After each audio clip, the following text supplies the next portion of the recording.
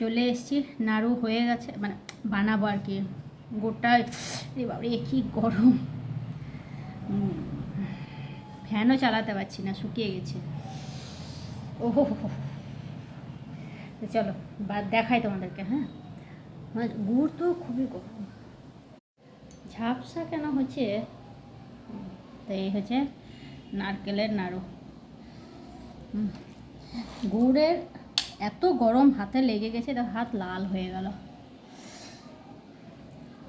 আর পরপর চলছে তো, মানে নারকেল কোড়া থেকে বানানো থেকে এই পাকানো থেকে বানানো পর্যন্ত পরপর চলছে, একটা হাতেই কাজ বলে অবস্থা আরও কঠিন।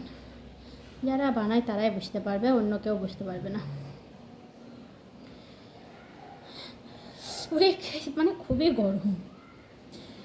আমি বানিয়ে নিই, তারপর তোমাদেরকে একসঙ্গে দেখাবো সব।